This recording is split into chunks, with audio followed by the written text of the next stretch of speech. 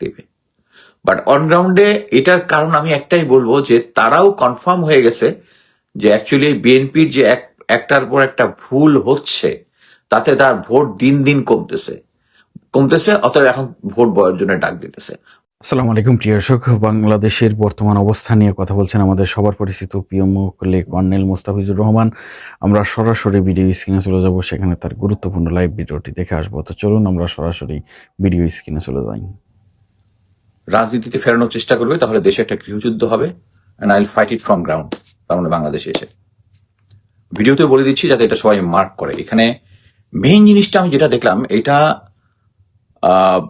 আমি এর আগে একটা ভিডিওতে বলেছিলাম যে ডিজিএফআই, যেটা পুরা জেনারেল ওয়াকারের আওতাধীন এবং ভারতের আজ্ঞাবহ, এরা কিছু অফিসারকে রাখে তাদের কাজ করার জন্য, যেটার মধ্যে ডিনায়াবিলিটি আছে। মনে করেন এক প্রেজেন্ট ডিজিএফআই এর একজন অফিসার আছে যার কেরিয়ার ভালো, উনি ডিজিএফআই জেনারেল জাহাঙ্গীর গাদ্দার একটা তার কোর্সমেট, তার এরিয়াকে নিয়মিত সিচুয়েশন রিপোর্ট দেয়। আর বাকিগুলো আছে হচ্ছে অনলাইনে অ্যাক্টিভিজম করে ইয়ার বিরুদ্ধে, কি বলে, জামায়াতের বিরুদ্ধে শুধু না, ওই না ভোটের পক্ষে এবং অন্যান্য জিনিস করে। আমি এরকম একজন অফিসারের সাথে তর্ক করতে গিয়া আমি তখন বললাম যে আওয়ামী লীগ যদি আসে তাহলে আমি সামনে থেকে যুদ্ধ করবো, পরে আমি এটা স্ট্যাটাস আগে দিচ্ছি। বাট আমি যেহেতু কোন স্ট্যাটাসে কোন তথ্যে ওই বট বাহিনী বেশি রিয়েক্ট করে ওইটা সবসময় অ্যানালাইজের মধ্যে রাখি, এইটাতে বট বাহিনী এবং আওয়ামী যারা আছে তাদের যে রিয়েকশন দেখলাম, এর মানে একটাই হচ্ছে, এটার মেইন কাহিনী হচ্ছে তারা বলতে চাচ্ছে জামাত এরকম লক্ষ লক্ষ মানুষ হত্যা করছে, করছে, অতএব জামাতকে তাড়াইতে হবে, জামাতের বিরুদ্ধে গৃহযুদ্ধ করতে হবে দরকার হলে। এবং কিছু কিছু লোক, পুরা বিএনপির কিছু লোক বলে দিল আমার বিরুদ্ধে যুদ্ধ করবে, যখন যুদ্ধ যদি এটা এই যখন হবে যুদ্ধ করবে। তাই আমি বললাম আপনার সাথে তো আমার যুদ্ধ হবে কেন, কারণ আপনি তো আওয়ামী লীগকে চান না, কি আওয়ামী লীগের বিরুদ্ধে যুদ্ধ করছেন, তো যুদ্ধে তো আমি আর আপনি তো এক দল, মানে না, জামাত ওই একই কাজ করছে। তো এখানে থেকে আমার ডিডাকশন হচ্ছে যে অনেকগুলা কেস, একটা হচ্ছে প্রথম আপনার টাইমসের জেনারেল তারেক রহমান, জেনারেল বলতেছি, তারেক রহমানের, বিএনপির চেয়ারপারসন তারেক রহমানের ইয়াটা দেখেছেন যে উনি বলেছে যে কোনো দলকে উনি নিষিদ্ধ করতে চান না। It's a clear indication. At the same time general Singh একজন, যার আমি ভিডিও শেয়ার করেছি, আজকে দেখলাম, আমি 2-3 দিন আগে করেছি, আজকে দেখলাম পিনাকিও তার ভিডিওটা দেখিয়েছে। সেটা হচ্ছে বর্তমানে তারেক রহমান দেশে এসেই বলছে পিন্ডি না হিন্দুস্তান না বাংলাদেশ, বাট এটা পরবর্তীতে হয়ে যাবে শুধু হিন্দুস্তান আমাদের সাথে আছে। এবং গ্রাউন্ড লেভেলে বিএনপির যে না ভোটের ক্যাম্পেইন দেখতেছি, দেখতেছে না ভোটের campaign. At the same time গতকালকে আল জাজিরার একটা রিপোর্ট দেখলাম যেখানে শেখ হাসিনা বলতেছে যে তারা ভোট বয়কটের ডাক দেবে। বাট অনগ্রাউন্ডে এটার কারণ আমি একটাই বলবো যে তারাও কনফার্ম হয়ে গেছে যে অ্যাকচুয়ালি বিএনপির যে একটার পর একটা ভুল হচ্ছে তাতে তার ভোট দিন দিন কমতেছে, অতএব এখন ভোট বর্জনের ডাক দিতেছে।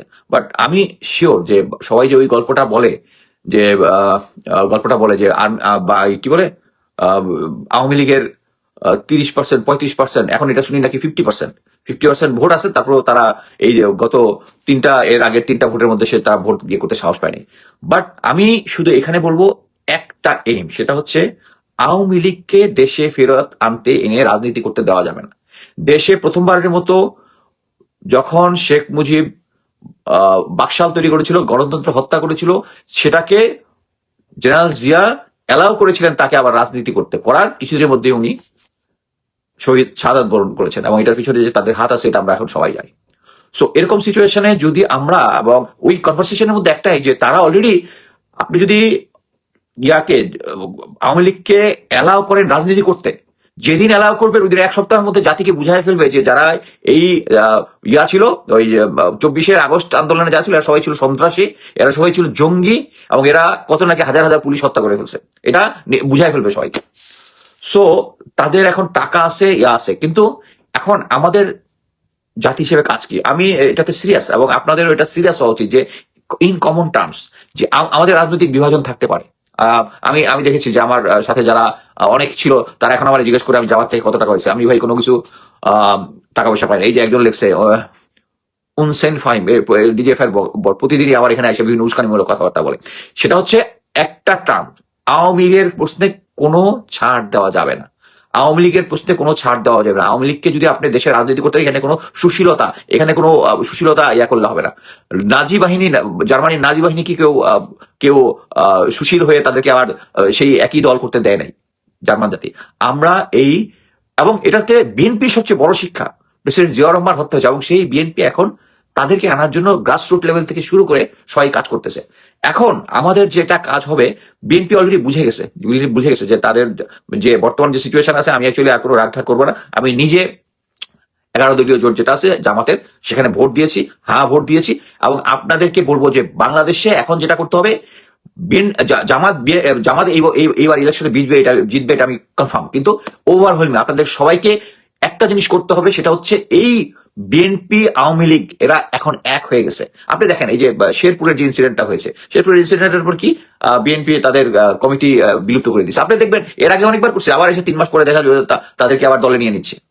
সো এখানে আপনারা সবাই জিনিসটা দেখেছেন। এবং তারা যখন শেরপুরে একজন থানা লেভেলের সেক্রেটারি যখন মারা গেছে, তখন কিছুক্ষণের মধ্যেই তারা এটাকে কাউন্টার দেওয়ার জন্য তাদের একজন মারা গেছে বলে গুজব ছড়াইছে। পরে দেখা গেল যে সে লাইভে এসে বলছে এবং তারা নাকি আবার দল থেকে খারিজ করে দিছে। সো আমাদেরকে যে জিনিসটা করতে হবে, বিএনপি অলরেডি, আমি আজকে আরো একটা জিনিস আমি বলি যে আমি কয়েকজনের নাম দিয়ে, আগের যে এয়ারফোর্স চিফ ছিলেন আলতাফ হোসেন, উনি বিএনপির প্রেসিডেন্ট জিয়ার আমল থেকে, উনি বলতেছে র এজেন্ট অলরেডি আছে। আবার একটা জিনিস বলি, ক্যাপ্টেন শাহনাজ বলেছিল যে তার কনক সরোয়ার ভাইয়ের শোতে যে 5 জন বিএনপির নেতা তারা নিয়মিত শেখ হাসিনার সাথে দেখা করতে এবং খাম নিয়ে আসতো। আমি শাহনাজকে কতবার জিজ্ঞেস করেছি যে তোমাকে কেউ বিএনপি জানতে চেয়েছে এই 5 জনকে? না, করতে চায় নাই। আপনি চিন্তা করেন যে বিএনপি তো ইচ্ছাই নাই যে আমি যদি জানি যে আমার ঘরের ভিতরে কেউ ফরেন এজেন্ট আছে, আমি তো আগে খোঁজ দিব ভাই যার কাছে পাইছো কিনা, বিকজ তারা সবকিছু জানে। এবং এই যে গত 16 বছর যে আমাদেরকে আমাদেরকে যে আওয়ামী লীগ যে দাবড়াইছে, এই বিএনপির লোকজনকে সহায়তা করতে, আমি আগের ভিডিওতে বলছি যে 22-23 যত আন্দোলন ছিল, এটার পিছনে কিন্তু ইভেন আমেরিকাও সাপোর্ট দিচ্ছিল। তারা এখন পর্যন্ত সাপোর্ট দিচ্ছে না। কি জন্য দিচ্ছে না? কারণ তারা জানে যে ভারতের কোলে গিয়ে বসে থাকবে, সো আমেরিকা চায় না। হ্যাঁ, আমি একটা স্ট্যাটাস দিয়েছি যে আমরা আমেরিকার সাথেও চাই না, নতজানু হইতে চাই না, ভারতের ইয়াতেও নতজানু হইতে চাই না। কিন্তু একটা জিনিস বুঝতে হবে, প্রেজেন্ট সিচুয়েশন আপনাকে অ্যাসেস করতে হবে। আপনি এখন যদি আমেরিকার যে সিচুয়েশন আছে, হ্যাঁ, এখন যে সিচুয়েশন আছে, তাতে আপনি যদি বলেন আমেরিকারও মানি না, তাহলে বিএনপি তো চোখ বন্ধ করে ইন্ডিয়ার সাথে হাত মিলাই দিয়া আপনার মানে সাত্যানাশ করে দিবে। সো প্রেজেন্ট সিচুয়েশনে আমার কথা হচ্ছে একটাই, আমি বলবো ম্যাডাম খালেদা জিয়া যেটা বলেছিল যে আমাদের বন্ধু আছে, আমরা কারো গোলাম না, এই ধরনের একটা কথা যেটা বলেছিলেন আর কি, সেম জিনিস। আমেরিকাকে আমাকে বন্ধু নিতে কোনো সমস্যা এই প্রেজেন্ট সিচুয়েশনে নাই। আমরা রাজনৈতিক প্রেক্ষাপটে আমাদের যেটা সুবিধা ওইটার আমরা নিব। এবং আমি মনে করি যে আমাদের এই স্ট্যান্ড অ্যাবসলিউটলি 100% ঠিক আছে। এই কারণেই, কারণ আমেরিকা এখন চাচ্ছে একটা ফেয়ার নির্বাচন হোক, আমরা সবাই চাচ্ছি একটা ফেয়ার নির্বাচন হোক, সবাই। এবং একমাত্র বিএনপি চাচ্ছে না একটা ফেয়ার নির্বাচন হোক।